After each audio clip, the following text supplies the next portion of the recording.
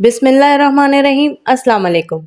मैं हूं डॉक्टर हिरा शकील। वेलकम करती हूं अपने यूट्यूब चैनल पे। जी तो व्यूअर्स, जैसा आप जानते हैं कि आजकल चिकनगुनिया और डेंगू बहुत ज़्यादा हमारे मुल्क में फैला हुआ है और इससे हर कोई दो चार भी हो रहा है, लेकिन हम लोग बिल्कुल भी इस चीज़ में फ़र्क महसूस नहीं कर पा रहे कि चिकनगुनिया और डेंगू में क्या डिफरेंस है। चिकनगुनिया का बुखार कैसा होता है और डेंगू का बुखार कैसा होता है।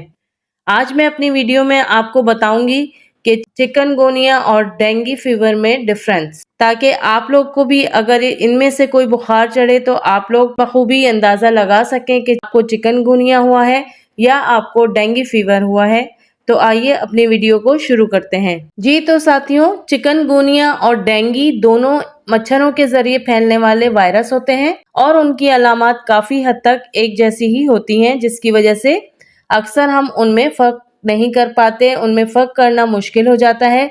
ताहम इनमें से कुछ अहम फ़र्क मौजूद हैं जो अभी मैं आपको वीडियो में बताऊंगी कि उसमें क्या-क्या फ़र्क आपको देखने को मिल सकता है। सबसे पहले हम बात करेंगे कॉज एंड मॉस्किटो वेक्टर्स की।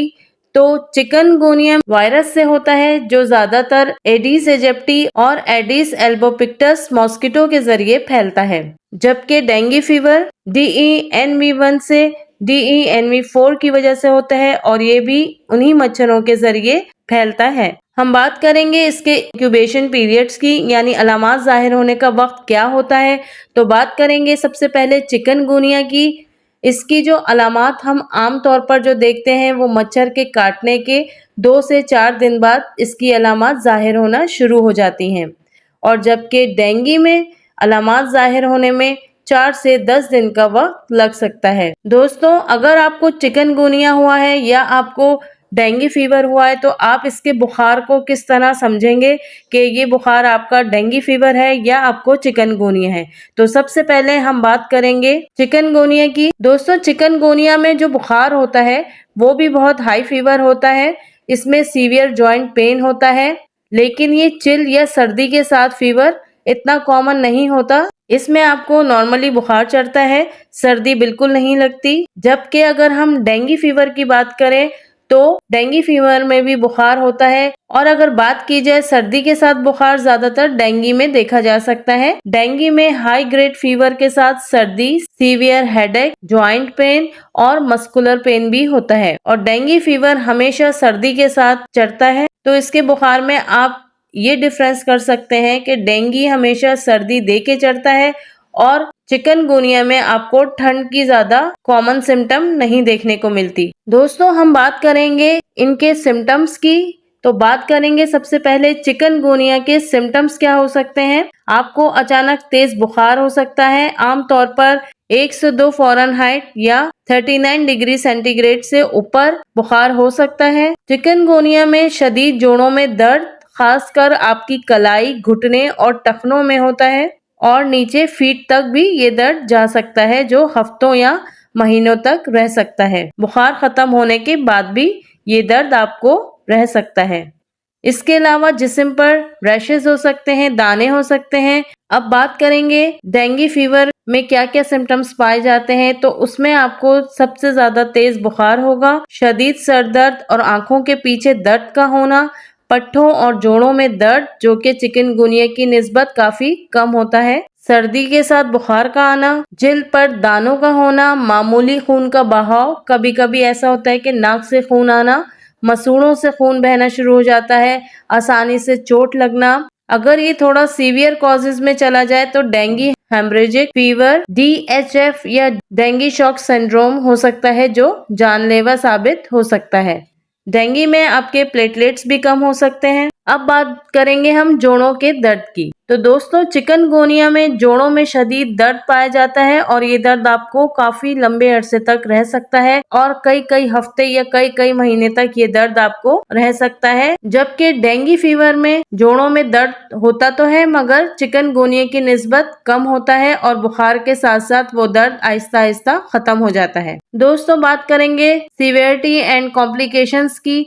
तो चिकनगुनिया में ये मर्ज कम जानलेवा है, मगर एक दायमी जोड़ों का दर्द या गाउट की सिम्टम पैदा कर सकता है। इसके अलावा देखा जाए डेंगू में पोटेंशियली मोर सीवियर डेंगू हेमोरेजिक फीवर या डेंगू शॉक सिंड्रोम का सबब भी बन सकता है, जो कि ट्रीटमेंट ना होने की सूरत में आपकी जानलेवा भी साबित हो सकता है। हम बात करेंगे अगर इसकी ट्रीटमेंट की, तो चिकनगुनिया इसमें सिर्फ सिम्टम्स का इलाज होता है, जैसे कि दर्द की मेडिसिन दे दी जाती है, आपको रेस्ट कहा जाता है, रेस्ट एंड फ्लूड। इसके बरक्स डेंगू में डॉक्टर आपको आराम का मशवरा देते हैं और शदीद सूरत में हॉस्पिटलाइजेशन में be required for monitoring and possible blood transfusion, intravenous fluids भी हो सकता है। अब हम बात करेंगे डेंगू और चिकनगुनिया दोनों में प्लेटलेट्स की कमी। तो डेंगू और चिकनगुनिया दोनों में प्लेटलेट्स की कमी हो सकती है, लेकिन इसमें कुछ अहम फर्क हैं जो हम आपको बताते हैं। डेंगू की बात करें तो प्लेटलेट्स की शदीद कमी हो जाती है। डेंगू बुखार में प्लेटलेट्स की तादाद में बहुत ज्यादा कमी हो सकती है, जो अक्सर 20,000 से कम हो सकती है। डेंगू वायरस खून में मौजूद PL को तेजी से खत्म करता है।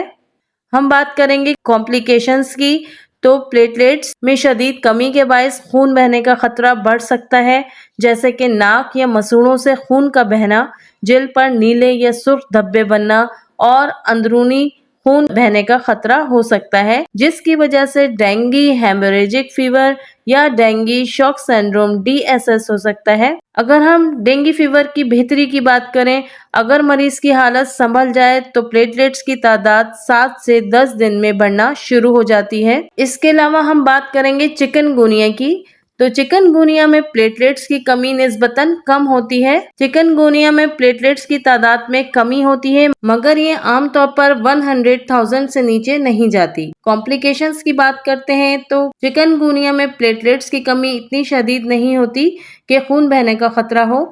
इसमें खून बहने के इम्कानात कम होते हैं और प्लेटलेट्स की तादाद ज्यादा तेजी से मामूल पर आ जाती है। अगर हम इसकी बेहतरी की बात करें तो चिकनगुनिया में प्लेटलेट्स की तादाद आमतौर पर चंद दिनों में खुद ब खुद बेहतर होना शुरू हो जाती है।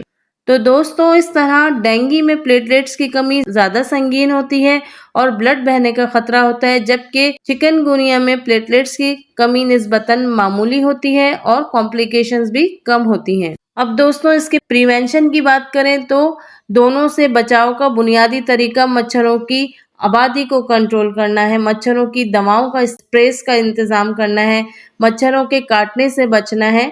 चिकनगुनिया के लिए वैक्सीन दस्तयाब अभी तक नहीं है, लेकिन जबकि डेंगू वैक्सीन थोड़ी बहुत महदूद मिकदार में दस्तयाब हुई है। तो अपने आप को और अपने बच्चों को मच्छरों के काटने से जितना हो सके बचा सकें। जी तो दोस्तों, ये थी कुछ चिकनगुनिया और डेंगू फीवर के बारे में इंफॉर्मेशन। अब आप अपने चिकनगुनिया और डेंगू फीवर में फर्क ज्यादा अच्छे से समझ पाए होंगे। उम्मीद करती हूँ आप चिकनगुनिया और डेंगू फीवर में फर्क अच्छे से समझ पाए होंगे। अगर मेरी ये कोशिश आपको अच्छी लगी हो तो मेरे चैनल को लाइक, शेयर, सब्सक्राइब कीजिए और मेरी वीडियो को ज्यादा से ज्यादा शेयर करें, ताकि हर एक चिकनगुनिया और डेंगू फीवर में फर्क को अच्छी तरह से समझ सकें। मिलती हूँ अपनी नेक्स्ट वीडियो में, तब तक के लिए अल्लाह हाफिज।